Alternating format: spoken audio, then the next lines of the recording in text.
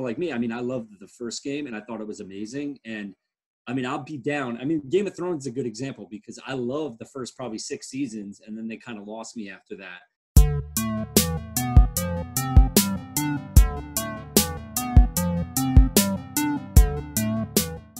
Welcome back, everybody, to Beers and Boss Battles, episode 17. Crazy that we're already here. Today's episode, we're going to be getting into Fable. We're going to be talking about some things going on in Call of Duty, and then maybe some of the other games that we're into right now. But before all else, if you guys aren't already doing this, for all of you watching, please do go down, hit that sub button, leave the notifications on for any of the videos that we have coming out.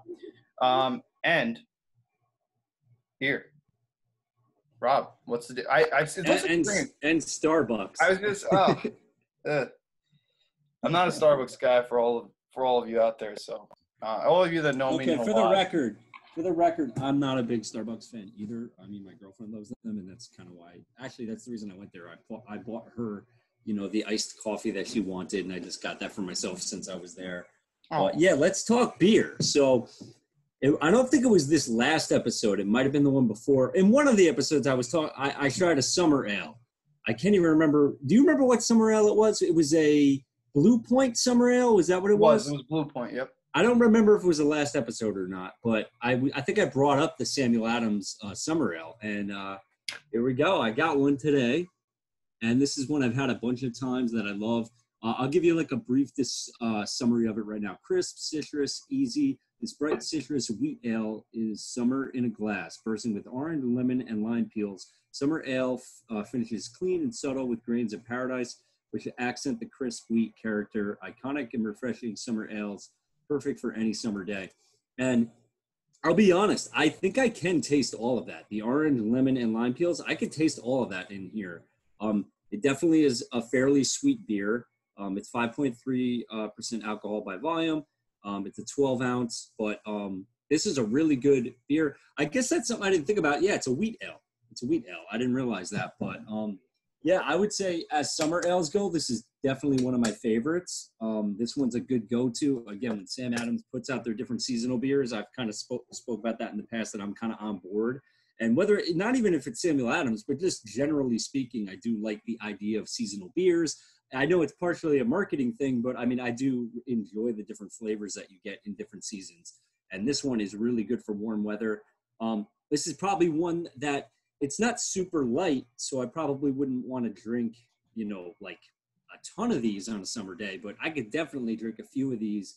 And here, I'll just have a little sip to remind myself of what I'm drinking here.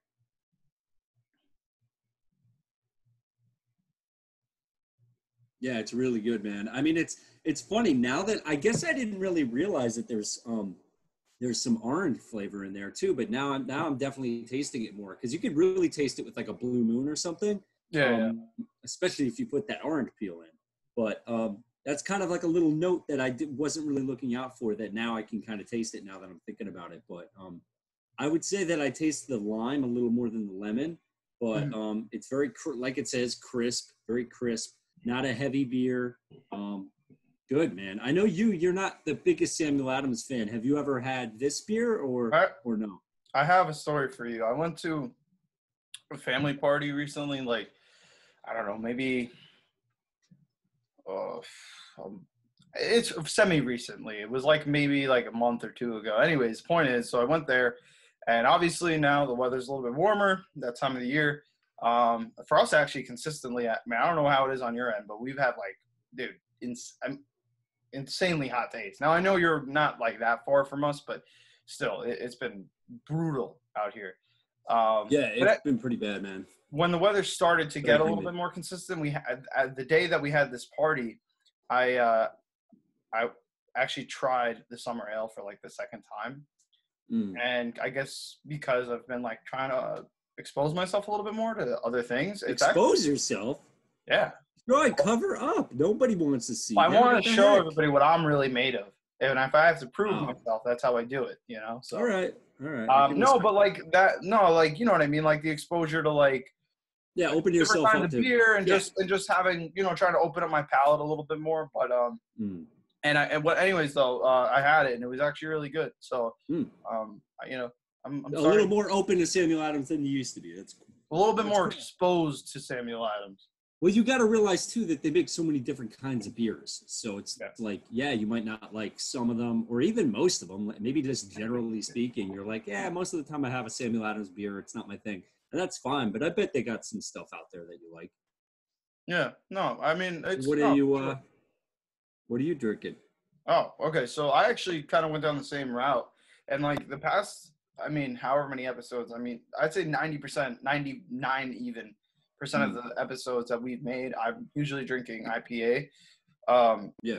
This time I did what's called Summer Landscape. That's by Industrial Arts. I talked about them in the past couple of videos. I love this company, and it's a classic American lager, and it is all New York ingredients. There's another one of those beers. So not everything that Industrial Arts provides is like that. That's the Yes Farms, Yes Beer one, and then there's this one, Summer Landscape. Both of those are 100% New York ingredients, which I've said this a million times. That I love that. I think that's just like really cool. It gives like a little bit more to the beer for me. But so if I describe it, like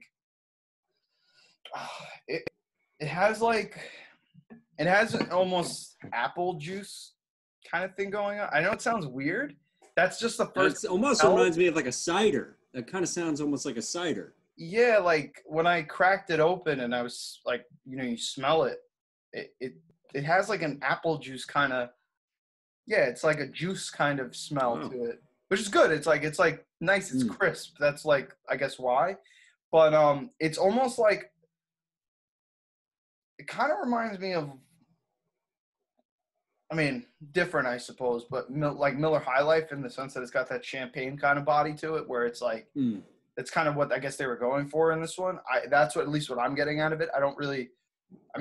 There's no description listed or anything, so there's no, background into this. All it has on the side here, it says Industrial Arts Landscape Series. So that's actually pretty cool. That would imply that this is part of like a series of beers. So, I don't know if that's based on seasonal things or what, but, it's just cool. And then, it says all New York State grown and brewed lagers. So it's a lager? Yeah. So, no. It's saying series. It's saying series, so maybe that's just a series of lager that they made. Maybe? I don't know, I'm just guessing. I can imply too. I mean, it's cool. It is a good beer, though. I mean, I'll say I brought this too. So I'm ready. Oh, it's a go-to for you. Yeah, I really like this one. You know why. But pretty good. I mean, no complaints. I wouldn't say that I'm going to go out of my way to get it again. That's also because I'm on this weird IPA kick, and I've been for so long that I feel like now it's like, I don't know, it's I got to start reopening those other doors because, like, I don't really have many lagers. I don't usually have much of anything else. Like, when I drink, I usually drink IPA. So now I think that's anything in life, man. When you kind of get it dialed into what you like, you know what I mean? Like, you kind of, it doesn't matter if it's sports, if it's, video games, the type of video games that maybe you're into. I think that just can happen in life. And sometimes you just think to yourself, you're like, yeah, maybe I should kind of try some other stuff, but there's nothing wrong with kind of being into a particular thing, like I would say for myself too, I've been more into IPAs the last, probably for me, it's probably been a couple years, those are the beers I've been into more than any other beer. That's not to say I don't like other kinds of beers, but that one, I know people kind of like to attack it because it's so heavily marketed. And it's kind of oversaturated the market a little bit. But I mean, again, like we've talked about in other episodes, I feel like there's a lot of experimentation with IPAs, which is cool, and you find cool stuff. But yeah, there's nothing wrong with kind of knowing what you're into and kind of sticking with that to a certain extent. There's nothing wrong with that. Yeah, and I don't know if you're hearing this, if you're like getting that music in the background, but I don't hear anything. No. I can hear super loud thumping underneath me. Like it's your brother partying down there? He's like vibrating the house. Is Kyle celebrating? Yeah, I guess so. So in terms of the games and stuff, man, I guess it's worth noting that we had the Pokemon Snap video not too long ago. We did talk about some other stuff in that video as well, but in that video we discussed this teaser that the Pokemon Company had dropped for the new Pokemon Snap game, and we were talking about how funny it was and how ironic it was that we had done a video about all these games that we wanted to see rebooted, and Yeah. who would have known that like a month after or whatever it was that they were going to do this, and then it was like, wow. It might have been less. It might have been less than a month. I don't know. I mean, either way, around a month. Yeah, it was like pretty. So we pretty much made this video, which if you're watching, you can find that video. It's called Reboot Activated. So it's down the list a little bit, but I think that was episode 5. But anyways, point is, we did this video and we were talking about all these games that we wanted to see redone, and like a bunch of really good series that just never got the love to come back. And so it was just super ironic because then you have Pokemon Snap that comes out however long it was, but it was like really, it wasn't that long after. And then we just made this video and we're talking about it, and they're like, oh, we're going to reboot. Yeah, here it is. And now Fable's doing that. And that was another game in that video that we decided would be like deserving of it. We made honorable mentions, but that was actually in the lineup. I think we all came together and we had different ones that we picked, I think, and we kind of agreed upon some of them. Yeah, so and we had that list. These would be the ones that actually makes it even, I think. Because we narrowed it down. Yeah. Yeah, like it wasn't like we listed so many games. It was like, oh yeah, see, we said that one. It's like no. It was 5. I think it was like 5 games, right? Was it 5? 5 games, yeah. Yeah, it was only 5 games. So the fact that already within just a month or a little more or whatever it is, that you're. So let's preface that this is not quite the same. I mean, with Pokemon Snap, they announced it. We know it's coming. We got a teaser for it. With Fable, we kind of know that they're doing something with it. I mean, we didn't get an announcement of the game. Pretty much what we have, I guess. Maybe I'll pull this up right now. We pretty much have a patent renewed by Microsoft for Fable. So trademark registration intended to cover categories USB drive, cell phone, blah, blah, blah, blah, blah. But if you look at the status, here's the date. So this happened today. So this is something that obviously they put in for today. Here's an article kind of discussing it. And it's pretty much indicating that Microsoft is clearly, wants to do something with Fable again. They wouldn't be doing this otherwise. One thing I will say that means, in my eyes, this probably means that this is far away. Like, we're not going to get anything, super soon, I'm assuming, because if they're, just going for this patent now or, redoing the patent or whatever it is, this registration application here that they're talking about, maybe it might be a little far off, maybe for the next Xbox, I'm going to assume. But either way, it is pretty cool that the games we were talking about, we narrowed it down to 5 games that we really wanted to see come back. And here it is. 2 out of 5. So who knows? Like me and Troy were talking earlier. We're like, we got our fingers crossed. Like, let's get another Jak and Daxter. And here's what I'll say too. As someone who, if you watched the last couple episodes of me kind of ranting about The Last of Us and I was unhappy with it, obviously there's plenty of people that loved it. And if you loved it, I'm happy for you. I'm not going to hold it against anybody if they had a different opinion than me. That's what makes the world go round. We don't all have to agree. But in my eyes, it would be perfect timing for Naughty Dog to be like, you know what? We've been doing Uncharted. We've been doing The Last of Us. We've been doing all these kind of serious cinematic movie kind of style games. Let's go back to our roots a little bit. Let's make a new, Jak and Daxter game. And man, I mean, I would be pumped. I would be so happy to see that, man. Yeah, that would be amazing. I'd be super hyped for that. That'd be awesome, man. And then and actually, that might even be another thing worth bringing up. So, HBO announced recently that they're going to be doing a live-action series for The Last of Us 2, and who else? Who else but Jamie Lannister playing Joel? So that's pretty cool. I guess you know what it is. I'm kind of in a negative mindset about The Last of Us. Maybe in like 6 months or a year, I'll be excited for it and I'll want to see it. But I mean, again, if you watch the last couple episodes, you'll kind of know where I'm at with The Last of Us right now. So I wouldn't say that I'm excited, but hey, they're doing it, and is it HBO that's doing it? Mm-hmm. So I mean, the quality should be right up there, man. The budget behind it is going to be really good. Yeah.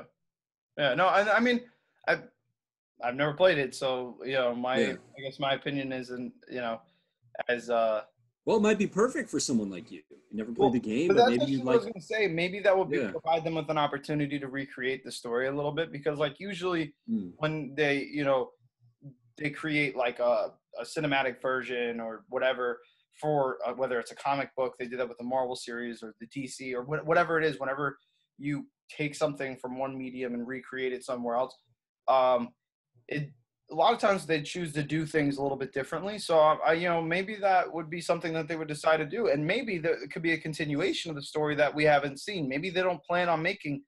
I don't know, Mm. but maybe there's no plans to create Last of Us 3 or whatever it is. So, and that actually might be where they use this. They might be able to use this as a platform for them to really like jump board this whole project. I mean, I guess we'll see when we get there. I'm sure it's early on enough in production where we Yeah. probably won't see it for some time, but it's just cool to know that it's out there and it's going to happen.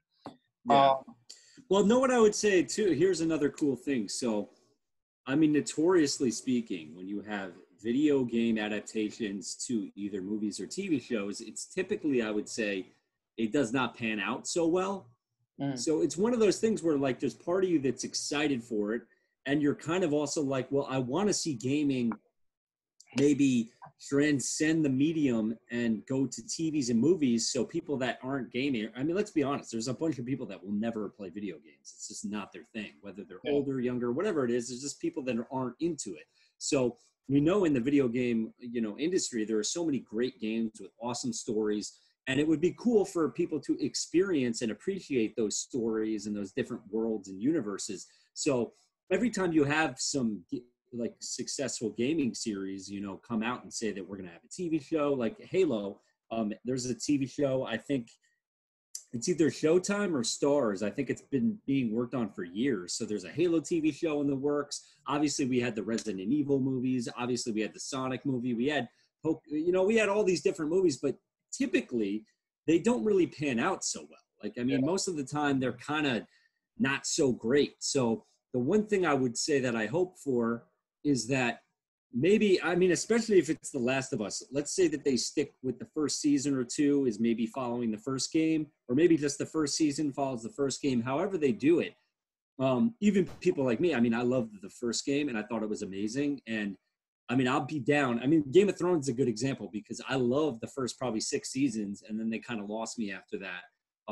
So even if I just get, a season or a couple of seasons out of it, I'll be happy. But I would like to see what they could do with that because the potential is there. I mean, The Last of Us, the first game is so amazing. Last of Us 2 has so many good parts in it as well with the, different things that they did. But it would be really cool to see, maybe an example of a video game transcending to a different medium and actually being successful and doing a really good job. And maybe, people coming out of the woodwork that don't even play video games and they're really into it. Maybe the critics, enjoy it and they're into it too. So I would say that I'd be hopeful. There's a lot of potential there for The Last of Us that I think they could do a great job with it. So I would love to see that happen. yeah. I mean, like I said, as coming from somebody that's never played the game, that only has heard things about it and seen stuff.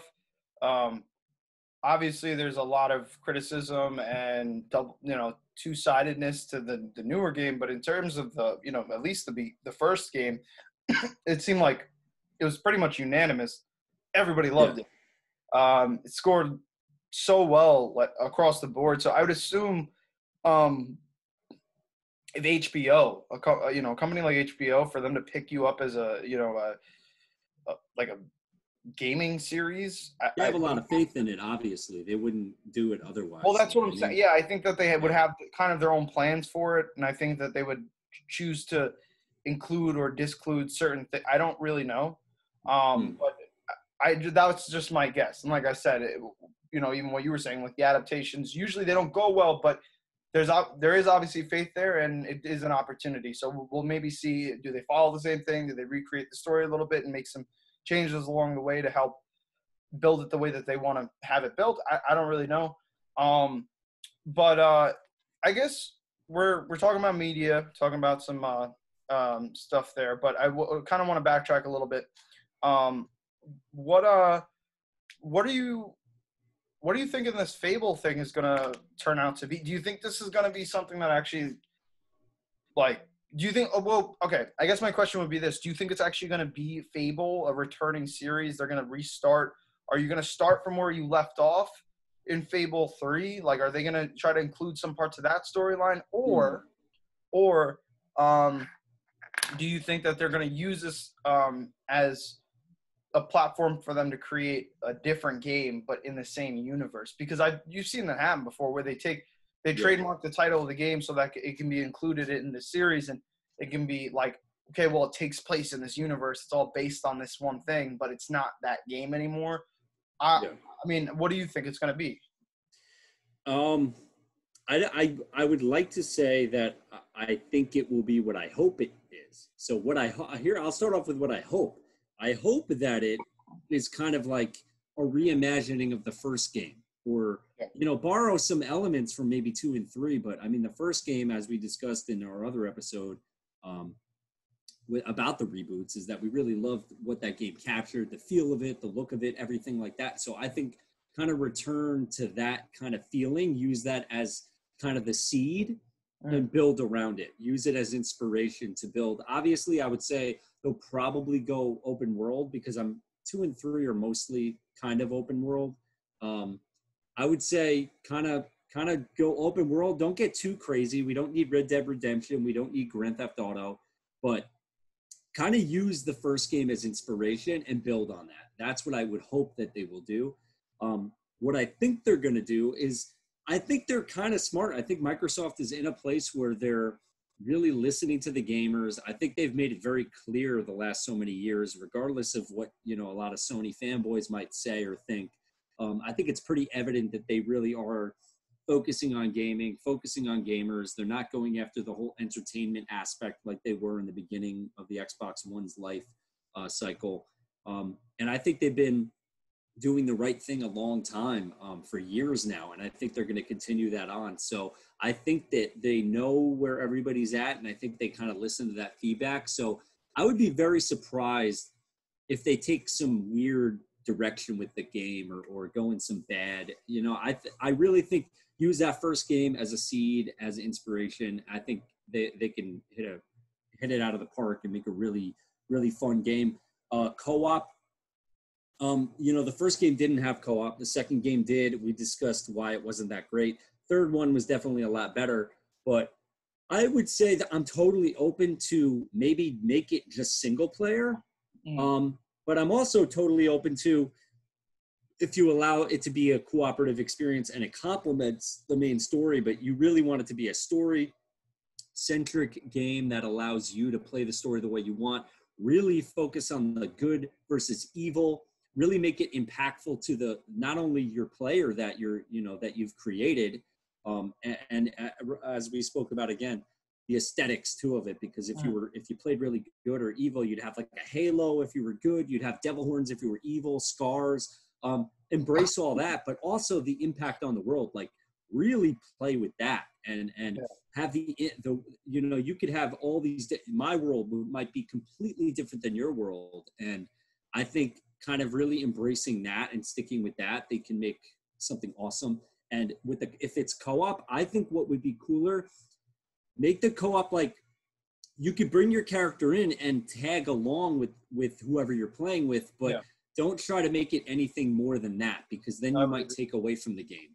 Yeah, I was gonna say I would be excited to see some level of cooperative play, but I do think that I wouldn't like to see them make an online world, or if they did make it separate from the actual story, make it its own world. So like you could play this game single player, play the entire campaign, and acquire things and whatever, and bring that over into the online mode. And you could have a full MMO online, but just still make the focus, the campaign.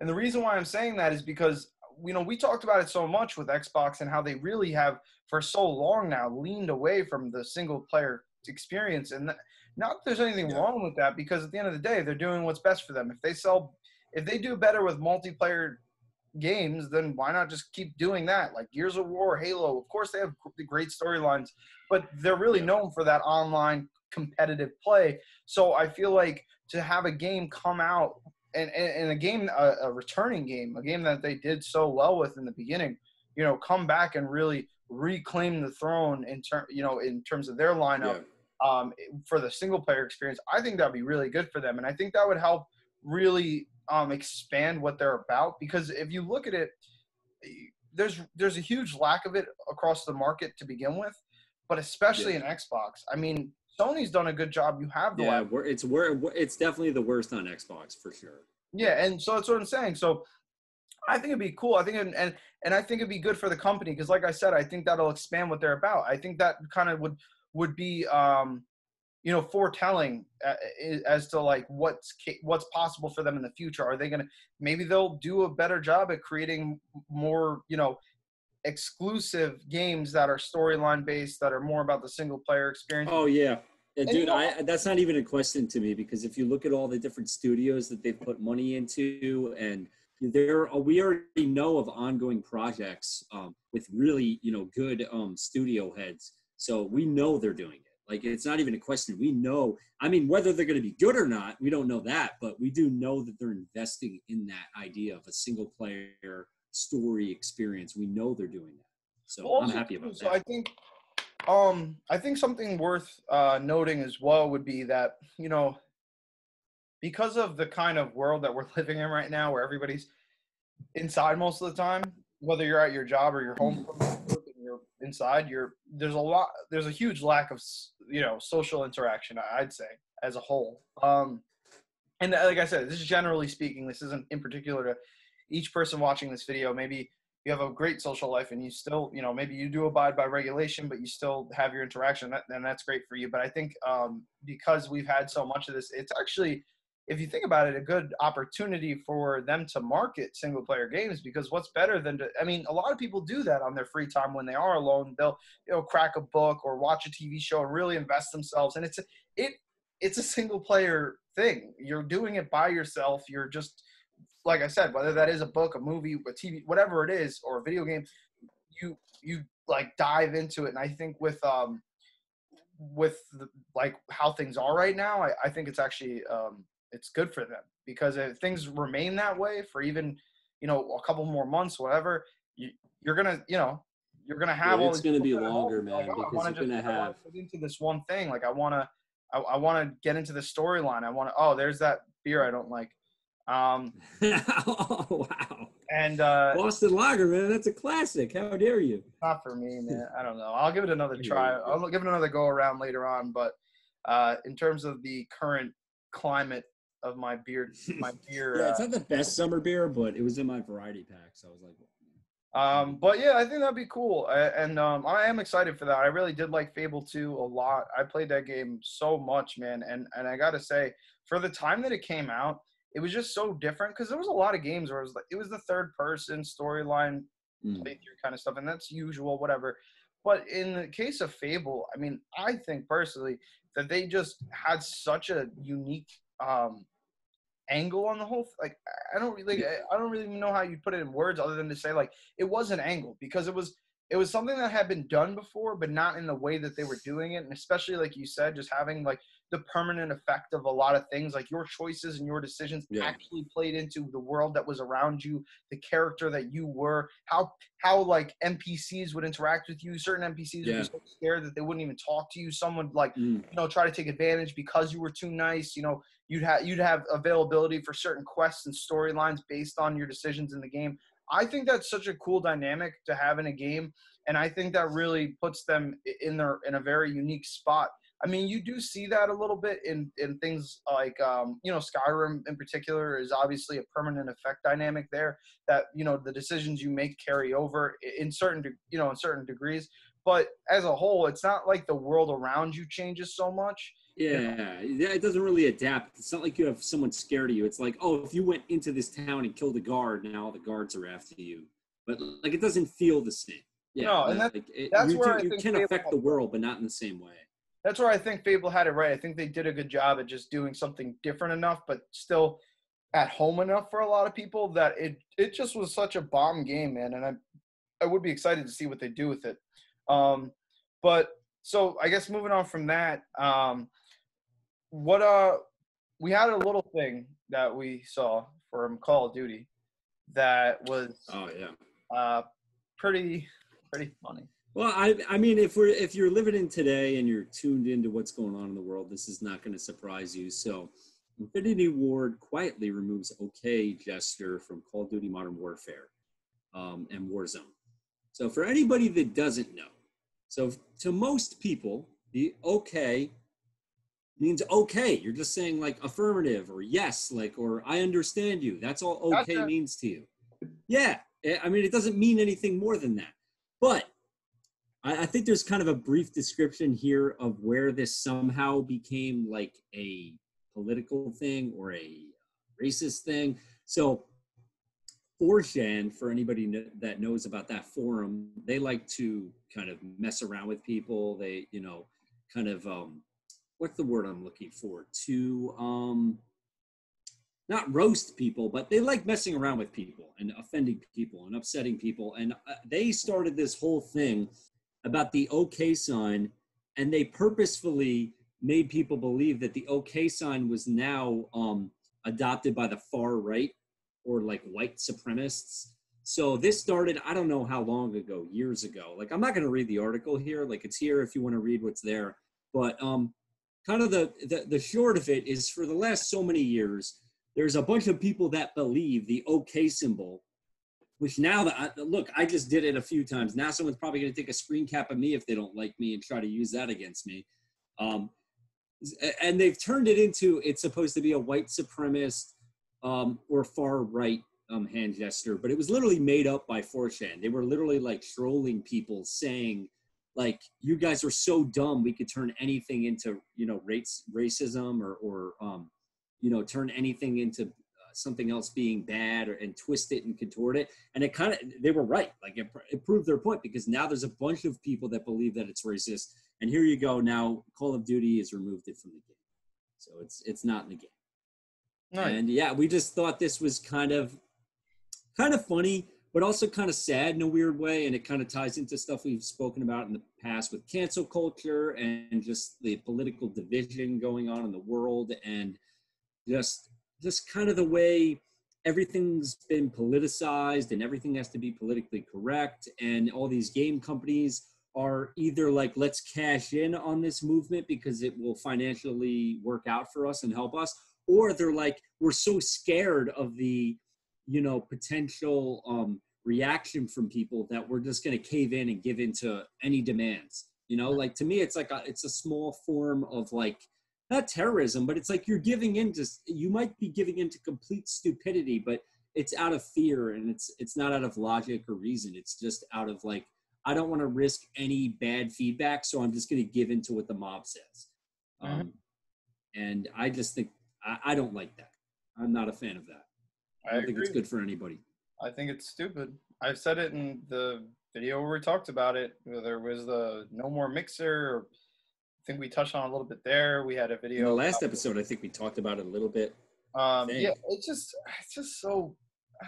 It's so. The whole Dr. Disrespect thing, like, we don't know why he's banned. Is it a legitimate reason, or is it like a PC thing? But it could very well be due to that. That's the problem, and that's, I think, where the issue arises. Is that there's no confirmation that that's exactly what it was, and maybe this is just a 4chan troll. Maybe it had nothing to do with that. Maybe it was a bug. They were quiet about it. Obviously, they haven't come out as to like why they did remove it. But I'm just saying, it's just one of those things. It's like, how stupid is that? What, because of a hand symbol that represents nothing other than what it's always represented, which is okay, like cool. It is nothing more like. Well, this isn't. Just so you understand, this isn't about Call of Duty. Like, this was going on. No, I know, but I'm just. Yeah. It's the fact that it's in Call of Duty, and now they have to, or they felt strongly enough where they were like, well, we have to remove this.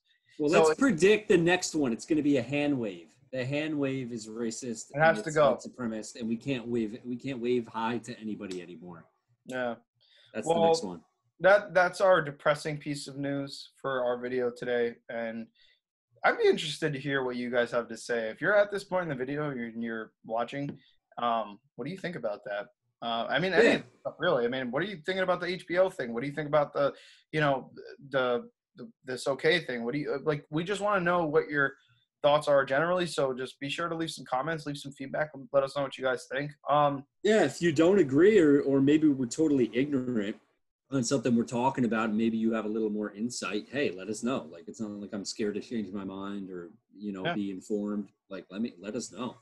Yeah. Well, our good news is that we've been playing some new stuff. We figured that'd be worth talking about a little bit. So Rob, you've been doing No Man's Sky, right? I've been playing new old stuff. So Hmm. I've been playing No Man's Sky, so they put that out on Game Pass. For the record, if anybody does not have Game Pass, I think depending on what your budget is or how you like to play video games, I mean, I think it's $10 a month. Again, I got some crazy E3 deal last year where it was $1, and I ended up getting like 3 years of Game Pass for $1. But that's besides the point. For everybody else, it's $10 right now. But the amount of games on there, and what's cool about it is it's kind of, think about it like Netflix. You're paying a monthly subscription for this, and now you have access to this big library of games. And what ends up happening is you end up looking through the catalog, and there's stuff on there that you're like, well, I probably would have never bought that game, but it's on here. I can just download it and play it. Hey, what's the worst that can happen? I don't like it. So you end up downloading and trying a bunch of games that you may not have otherwise played. And I would say in my experience, most of the time you end up being very pleasantly surprised. So here's a game. This is another thing I do is when they release new games, I'm looking to see what are new releases. So this is a new release. I think it was released last week, maybe a little bit earlier. So No Man's Sky, this is a game that's been out for years. It was originally a Sony exclusive for the PS4. And then I don't know how long later, it might have been a year or however long it was, it came to the PC and to the Xbox. And all along the way, they've been putting really massive updates on it. I mean, the game, from what I've seen and what I can tell, is night and day different between the original PS4 release and what we have now. I don't know what those differences are, I'll be honest, because I never played the original when it first came out. But I can tell you, based on my little experience, I've only played a couple hours. But pretty much you start off the game, you're on this planet. It's got a really cool look to it. Like in my case, I was on like this wintry planet. For everybody else, it'll be different. You're not going to spawn on the same planet. I mean, you're literally in like a real universe. Everybody's on different planets. You can fly to each other's planets. You can meet up. You can play together. But it's so crazy how massive this game is. I don't know how it works from a technical point of view, but you end up like you have to repair your ship. And they kind of have this cool way of walking you through how to learn how to play the game, learning how to, make different things so you can craft this, to repair this, to make that, I would describe it, it's kind of like a sci-fi astroneer Minecraft style of game. It kind of reminds me of Minecraft in a lot of ways, where you take the different materials, you use those materials to craft things. After you crafted something, you now can use that thing to build or make other things. But I love the way the game looks. It has really cool, colorful, interesting graphics. I've played probably an hour by myself, and then I probably played over an hour with my brother and my friend. So I ended up joining their game, and I just kind of landed on their planet, ran around with them. What's really cool is you can like literally take off. Like once you've repaired your, that's one of the kind of tutorial levels. You have to repair your aircraft, your spaceship, whatever you want to call it, so you can take off this planet and go to other planets.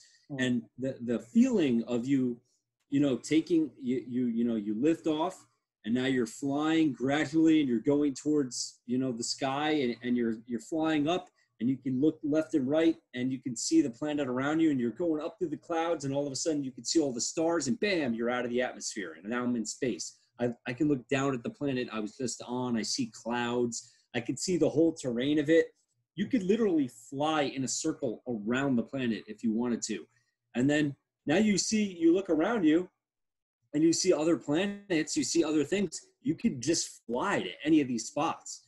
You can fire asteroids, and they will give you different materials that you can use.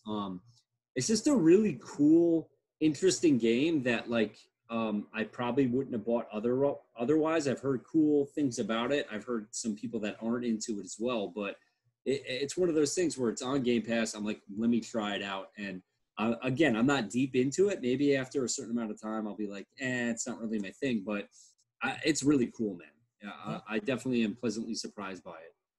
No, I mean, so long as you're enjoying it, and that's a kind of cool that you have games out there. And I think that's the beauty of it, is that there's games out there that you really, like you said, you probably wouldn't have tried, but you just whatever, you stumble across them and they're available to you. And they're a great experience, no matter if they've been out for 2 or 10 years. It's just, I think that's a great thing to be able, and like I said, I mean, that doesn't matter. That's not applicable just to Xbox. I just mean in a general sense, being able to come across something that you genuinely enjoy that's different, that especially a game like that where it's just so different than like so many other games. Like that's just such a different take on, And that's kind of what's cool about it. Like it's so different. Like it's not super competitive or violent. It's kind of like explorative. Again, I feel like if you're into Minecraft, you would probably like this game. It's kind of got those vibes. Like I'm kind of relaxing. I'm kind of building. I'm collecting materials. I'm using those to do different things. One quick thing, I'm not going to spend long talking about it, is like I said, I'm now playing new old games. So Red Dead Redemption, 2. I played this game back when it first came out. I loved it. I have yet to beat the story mode, but my buddy really wanted me to play multiplayer with him. So I was like, let me go for it. Whatever. I re-downloaded it. And I played a little bit of that with him this weekend. And I got to say, such a freaking good game. I mean, even now, I mean, it looks like a game that just came out yesterday. The graphics are amazing in this game.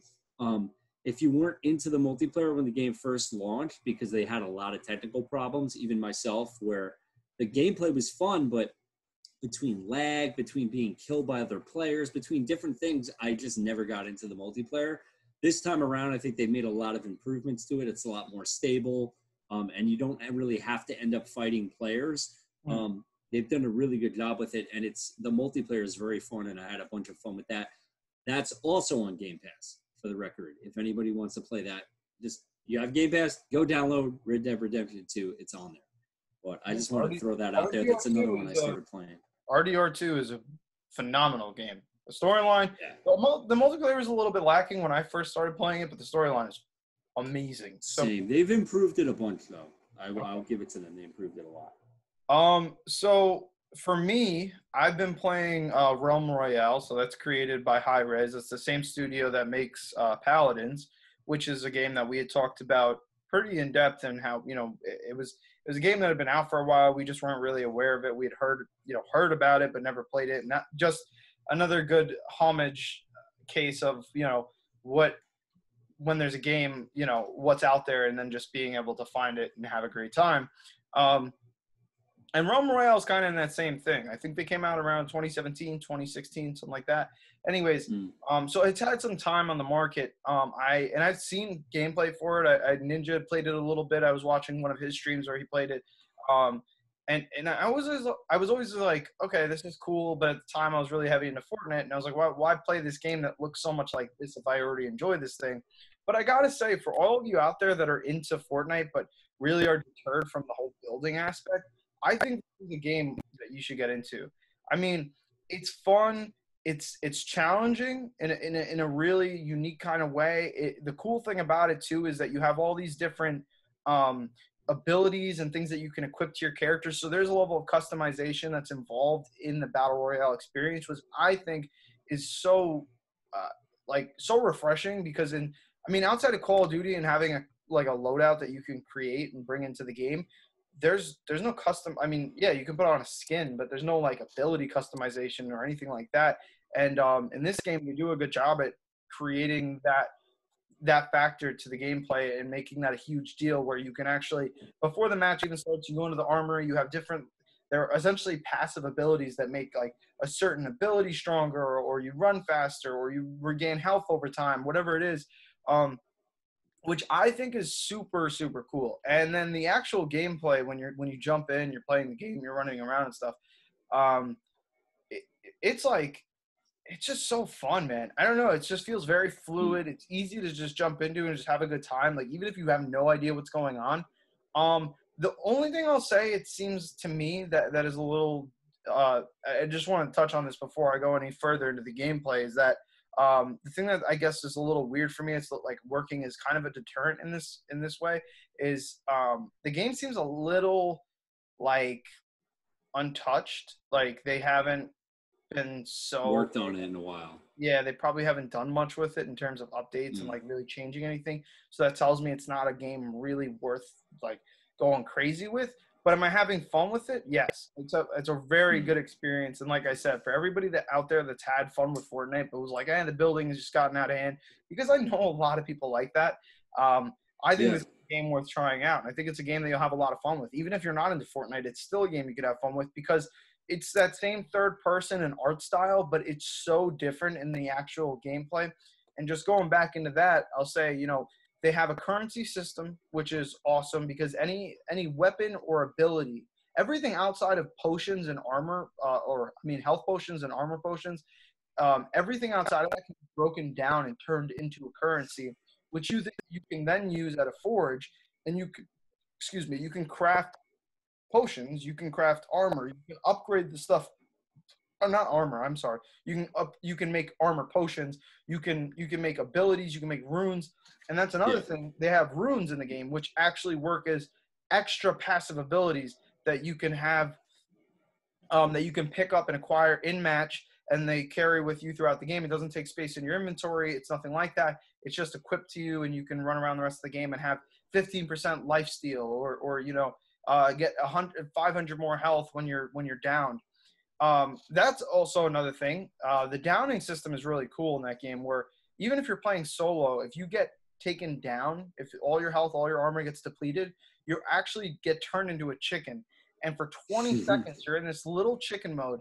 You can attack, and you can do this little glide. I think you can do it once while you're in the mode. Yeah. You can double jump. So you're a little bit. You have something. You have a better chance of surviving than most games. Like, think about a game like Gears of War, or even Fortnite. I mean, you can crawl around when you get down, but this gives you a little bit better of a, opportunities, better chances of surviving, because you're smaller, and then like you just said, you can kind of do a little boost, and you can also even do an offensive attack. Say your buddy's coming to help you.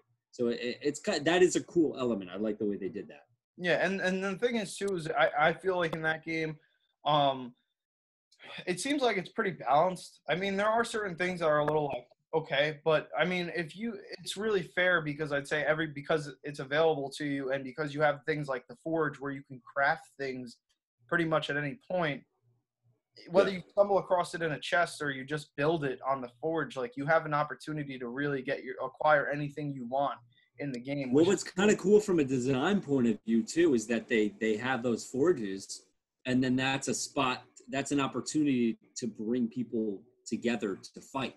You could be building something, and now that other players can see that or hear that, and now they're going to come over there. Or maybe they just want to go forge something, and they happen to stumble into you. So that's a cool dynamic too from that aspect.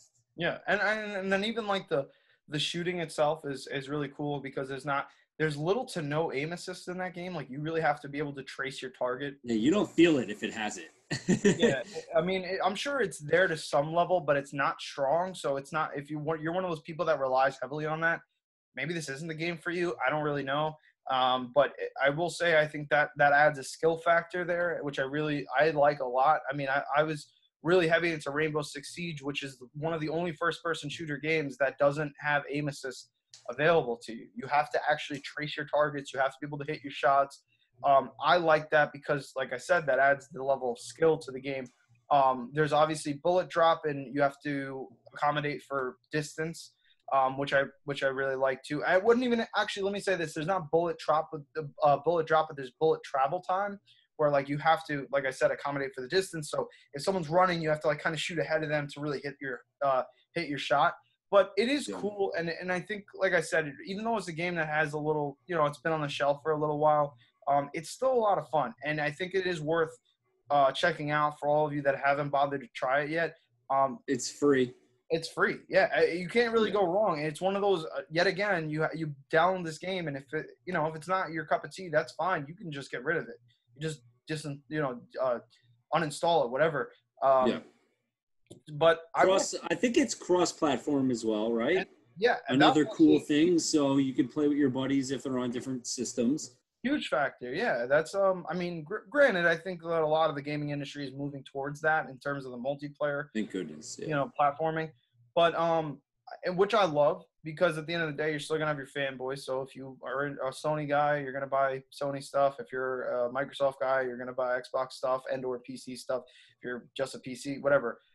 So it is really a particular to you in that sense. But I do think that it's a good thing that a lot of these companies are starting to realize that, you know, what's the harm in just making it available that, you know, my buddy's on PS4, I'm on Xbox One. Why can't we play together? And I think that's a good thing. Well, think about it. It's like PCs, man. Almost no one has the exact same PC, whether it's a laptop or a desktop. Like, everybody has different hardware, but they're still able to play together. So it's like, who cares if you're on a PS4 or an Xbox? Like, as long as the game developer has designed the game to run, you know, smoothly on this given hardware, who cares? Like, I'm happy that the game companies have kindly become reasonable and kind of realize that it doesn't matter. Just let people play.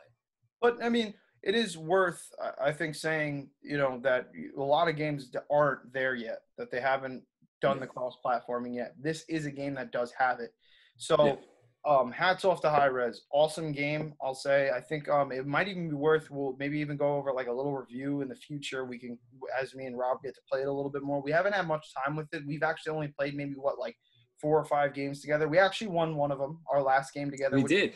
Awesome. And it was a lot of fun. I'll say, like, that ending experience was actually really intense. Like, you feel it. Like, you're like, oh, shit. Like, it gets pretty crazy. And, you know, I didn't even actually really get to touch too hard into the abilities thing that I was talking about. So I'll just briefly talk about that. In the game, it's in-game. Let me say this first. There's 4 different classes. There's Hunter, Ranger, Assassin, and Mage.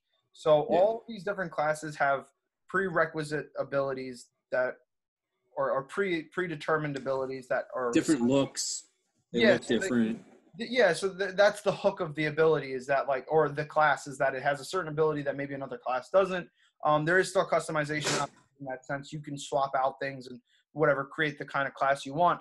That's something that's available to you regardless. But with, like, each class, you get a certain it's called a I'm trying to think. It's like a maneuvering ability or a mobility. Anyways, it's I think something about a roll, or maybe you passively run faster. Each class like has like a certain mobility type ability that you have when you drop into the game. You have it right away. Here's another thing that's cool, though. You can swap that out. So if you find a different one that you like more, you can just swap them out. You can break down the one you have, and you might even, if you try it out and you're like, yeah, it's not for me, you can find the ability that you got rid of, more likely than not. And each of those abilities can be ranked up, so the cooldown goes down, or the duration, you know, increases of whatever ability is.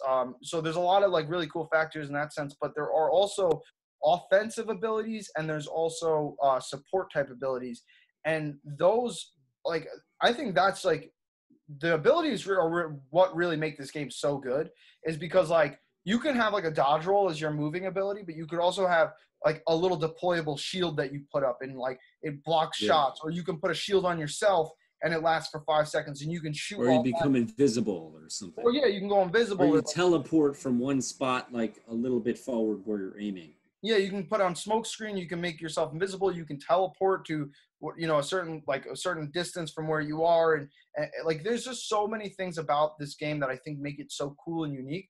I would say, though, kind of what I had said before, is that I do want to see them kind of do a little bit more with it. I would like to see them kind of put an emphasis on making this game more than what it already is. I'm so young in this whole experience that it's hard for me to, like, really validate whether that's true or not. It's just the sense that I get when I'm playing this game.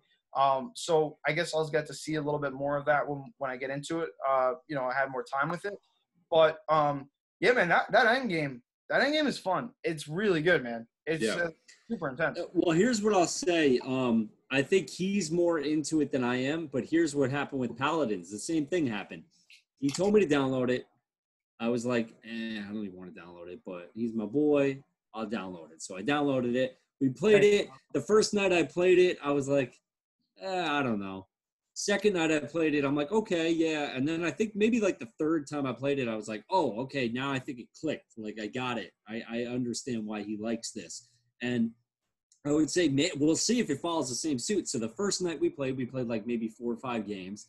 And we actually did super well. Like I think we were in the top 5 every game or the top 10 every game. Well, like, we got to put it out there that for all of you that don't know, Rob absolutely adores Fortnite. He absolutely despises building. So I thought that's not true. I don't despise building. I just am not the best builder. I don't despise it. I like it. That's why I like Fortnite. That's why Fortnite's different. I don't despise building. Enough commentary that I could probably make a case, but I'm not going to go down that route. So I'm just going to say, that's not true. Rob usually he's not okay. I'll leave it at this. You're not the biggest builder, so I thought this would be a good opportunity. Like this would be a game that Rob could like do what he does best. You said it yourself. You take more pride in your shots and just killing people. So there it is. You know? Yeah, and I was playing pretty good. I mean, here's one thing I would say too, that this game operates under the okay, you're attacking somebody. I don't know. If you're playing single player, it doesn't matter. Whoever you fire at and kill, you kill them, whatever. But if you're playing duos or let's say with more people, say you go through the trouble and you're attacking someone, you down them. They turn into this chicken that we were just talking about earlier. Whoever kills the person when they're down, when they're running around as the chicken, that person gets the kill.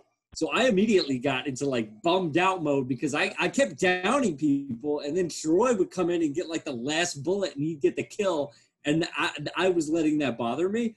So just be aware of that last freaking bullet in there. Don't use like a sniper rifle or some slow shooting weapon. Get like one of those automatic guns so you don't get your kill stolen. But no, I was having fun with it, dude. We were placing really well. We were doing well. I don't know. We'll see. I mean, again, the same thing happened with Paladins. I was not sold the first time I played it. Again, we played like 4 or 5 games. We played maybe an hour.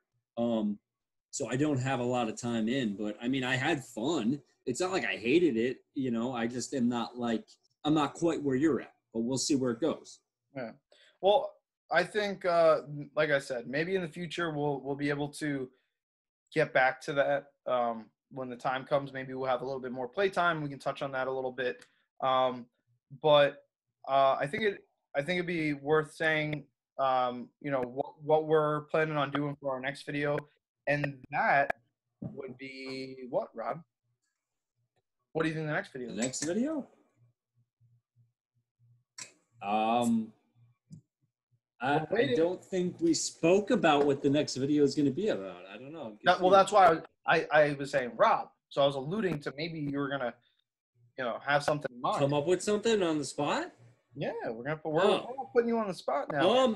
Here's what I would say if I have to guess. Probably a little bit more impressions on Realm Royale because we're probably going to play that a little bit more. I would also say probably some Warzone. Maybe some more opinions about where Warzone is currently because I've been kind of wanting to play that game more. I haven't really played it in probably like over a week. So probably kind of give you a little update of what we're thinking about where Warzone is right now. And I don't know. That's all I can think of right this second. But I'm sure whatever it's going to be amazing, guys. It's going to be so entertaining. You're going to love it. You're going to tune in. You're going to leave that thumbs up. You're going to go over to our giveaway video, the PlayStation 5 event video. You're going to go over there. You're going to leave in the comments a comment that says controller to enter yourself in to win that free controller. We're going to keep reminding you guys. We want to get to 100 subs. When we get to 100 subs, we're giving that thing away. If you entered in, you subbed, and you left that comment, you're entered in. We may give it away a little bit earlier because we're going to probably start feeling bad. Because maybe it's going to be a little tougher to get to 100 subs than maybe we wanted, but it is what it is. But another thing I would say is comment. Even, just give us some sort of feedback. Let us know what you think. Give us your opinion on different games that we're talking about. Like, get a little involved, a little back and forth. That would be really cool to see. So, yeah. And my final thought before we let you guys go into the oblivion, I just wanted to say, and it's kind of just in, it's relative to what, with the giveaway and what we were talking about. We are currently at 26 subscribers, and obviously this is a very, minuscule thing in comparison to a lot of other places, or a lot of other channels in particular. But I think, it's important that you guys know how much that means to us, and that you guys are involved and that you're part of this, because as I've stated, as he said himself, that's why we do it, is just to have a dialogue between us, between other gamers, to other people that are involved or interested, and just to hear other thoughts, because that for us is important. So for all of you guys out there that, bother to stick around, watch the videos, keep up to date, it really does go a long way, and we wholeheartedly appreciate it. So thank you guys again. And in our next video, you heard it from Rob, we'll be talking about Realm Royale. We'll be doing a couple other things, maybe touch on Call of Duty. Maybe some new crazy thing we don't really know about right now. Maybe we'll find out why Dr. Disrespect was banned. Maybe we'll finally find out. We'll talk about that maybe. Who knows? Oh, until that happens, guys, we do genuinely hope that you're sitting back and cracking open some crispy little beers, trying some cool stuff. I'm on to my New England IPA. Before we go, Rob, what are you drinking, brother? Right now, so I don't know if you caught that earlier, the Boston Lager, now the Porch Rocker. So another Samuel Adams beer. This is a tangy Radler. I don't know what the hell that means. Let's read the description here. Sweet, tangy, refreshing. This beer is inspired by German cyclists who, wow, this is really weird so far. Let's keep going. German cyclists who mix beer with lemon lime flavors after a tough ride. In Porch Rocker, we've brewed a Golden Hell's Lager. I don't know if I'm saying that right. That's what it looks like it says. Combined with a smooth, effervescent lemon lime taste. It'll kick the heat out of any summer day. What I'll say about this is that I can taste the lemon lime, but not to the degree that description would indicate. The other thing I would say is that this is a very sweet beer, and it might be a little sweeter than my preference is. So I'm not super into the Porch Rocker. It's definitely not my favorite beer. It's okay, but I would never go out of my way to buy it. It happens to be in this summer variety pack that I bought. I love the Boston Lager, and I also love that summer ale. But this beer in particular is not my favorite, but that's what I'm drinking. Who is that, Lena? That is Lena, yes. Yes, she is home from a hard, long day of work. Hi, Lena. And I will let her know you said hi. She ran away. That's all right. Anyways, guys, so you got to see a little bit of Lena's cup there on the side. You got to see some cool beer. We got to talk about some really cool stuff. A lot of this is very exciting for us. And yet again, we do hope that you guys are sitting and drinking some beer, enjoying the conversation, and hopefully you're a part of it as well. Go down and listening to Parkway Drive. Okay, shout out to any Parkway Drive fans out there. All right. Damn right. Guys, we will catch you in the next one.